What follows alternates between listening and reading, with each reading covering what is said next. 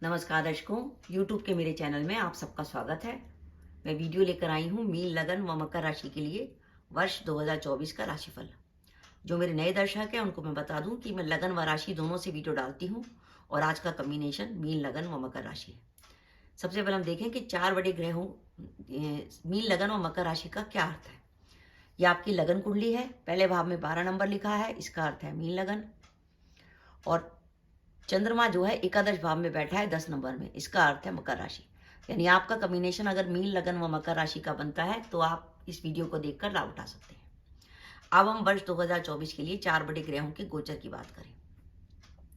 वर्ष का जब आरंभ होगा तो मीन लगन में धन भाव में गुरु का गोचर हो रहा होगा, कुटुंब भाव में। और मई 2024 के बाद गुरु जो है तीसरे भाव में चले जाएंगे और वर्ष के आरंभ में राहु जो है वो लगन पर होंगे मीन राशि में और केतु सप्तम में और शनि महाराज द्वादश में। अब हम मकर राशि की बात करें तो मकर राशि में चंद्रमा से दूसरे चल रहे हैं शनि। चंद्रमा से शनि दूसरे चल रहे हैं, इसलिए मकर राशि पर शनि की 7.5 चल रही है।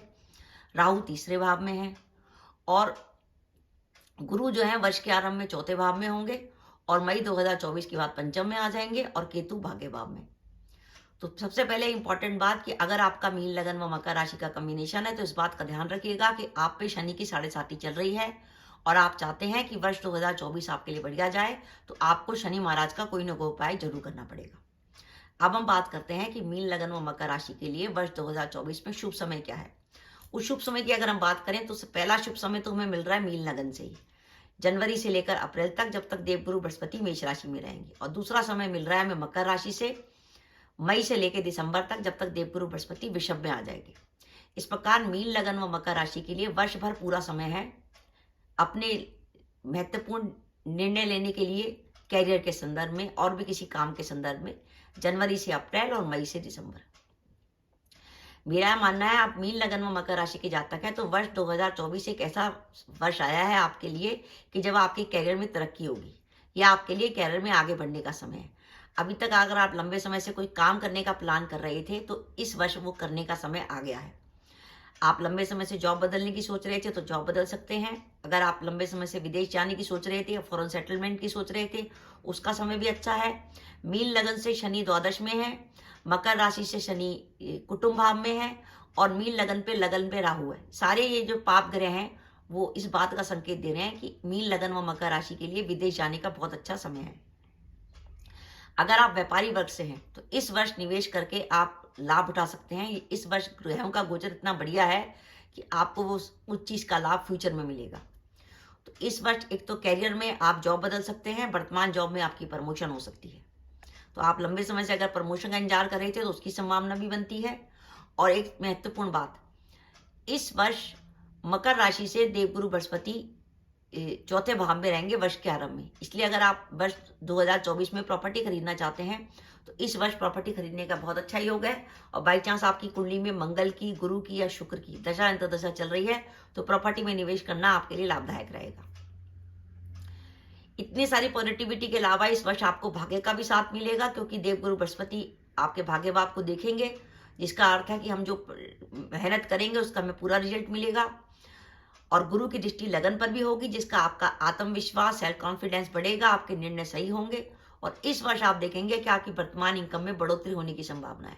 उसका रीजन हो सकता है कि आप व्यापार में कोई नई शुरुआत करें या आप ऐसी जॉब बदलें जहां आपकी सैलरी ज्यादा हो या वर्तमान जॉब में आपका प्रमोशन हो जाए या इंक्रीमेंट लग जाए।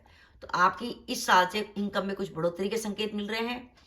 जो अपने विवाह के इंतजार में थे उनका इस वर्ष विवाह तय होने की संभावना है और जो दंपति संतान प्लान करना चाहते थे वो इस वर्ष संतान प्लान कर सकते हैं। जैसे मैंने वीडियो के स्टार्टिंग में कहा कि मीन, लगन व मकर राशि में, मकर राशि पर शनि की 7.5 चल रही है। आपको शनि की 7.5 का कोई ना कोई उपाय जरूर करना चाहिए। पहले उपाय के तौर पे आपको शनि मंदिर जाके छायादान करना चाहिए।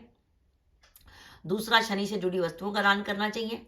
छायादान के लिए आप मंदिर जाइए, स्टील की कटोरी लीजिए, उसमें 1 रुपए का सिक्का डालिए, उसमें सरसों का तेल डालिए, अपनी छाया देखिए और शनि महाराज की मूर्त पे चढ़ा दीजिए। ये आप हर शनिवार को कर सकते हैं।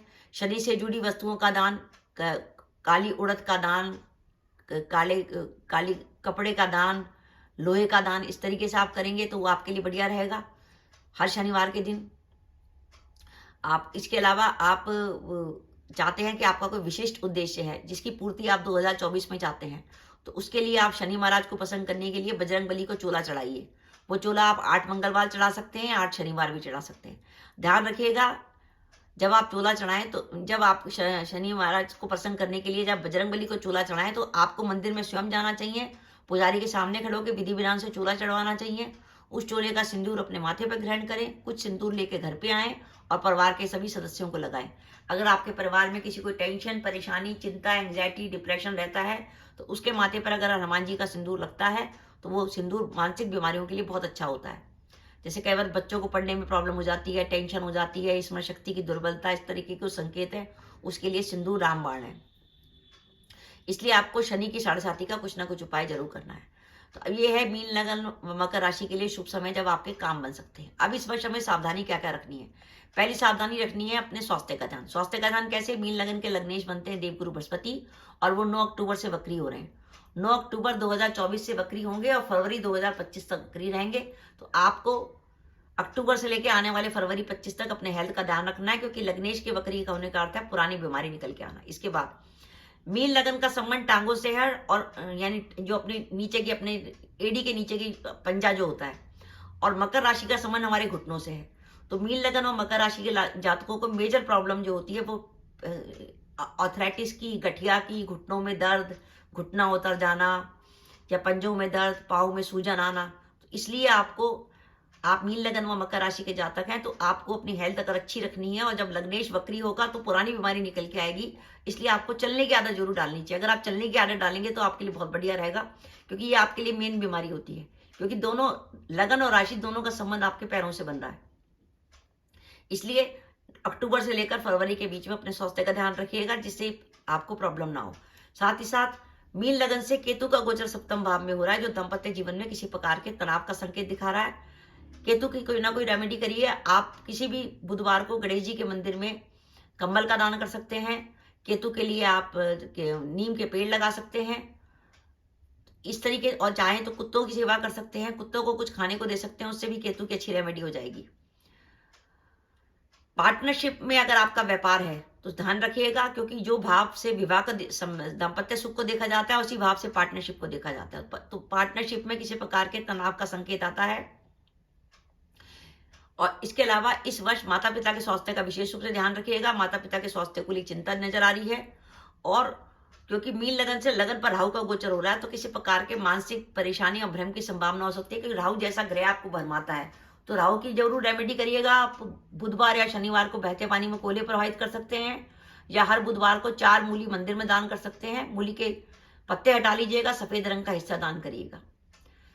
तो इस तरीके से अगर आप ये छोटे छोटे उपाय कर लेंगे तो आप देखेंगे कि मीन लगन व मकर राशि के लिए वर्ष 2024 60% तक बढ़िया जाने वाला है। और बाई चांस आपकी दशाएं बहुत शुभ हुई, जैसे गुरु की, चंद्र की या मंगल की दशा अंतर्दशा चल रही होगी, तो परसेंटेज 60 से 65 भी हो जाएगी। ध्यान रखिए, मीन लगन व मकर राशि पर शनि की 7.5 है, तो आपको शनि की 7.5 का कोई ना कोई उपाय जरूर करना है। तो दर्शकों, ये मेरा वीडियो था, आपको कैसा लगा प्लीज कमेंट बॉक्स में कमेंट करके बताइएगा। इसके साथ ही अगर आप मेरे चैनल पर पहली बार आए हैं और आपने मेरे चैनल को अभी तक सब्सक्राइब नहीं किया तो कृपया मेरे चैनल सब्सक्राइब कर दें, साथ ही बेल आइकन को भी दबा दें, जिससे जब भी मैं अपने वीडियो अपलोड करूं उसके नोटिफिकेशन आपको मिल जाए और आप मेरा वीडियो देख सके। इसके साथ ही नमस्कार दर्शकों, जय माता दी।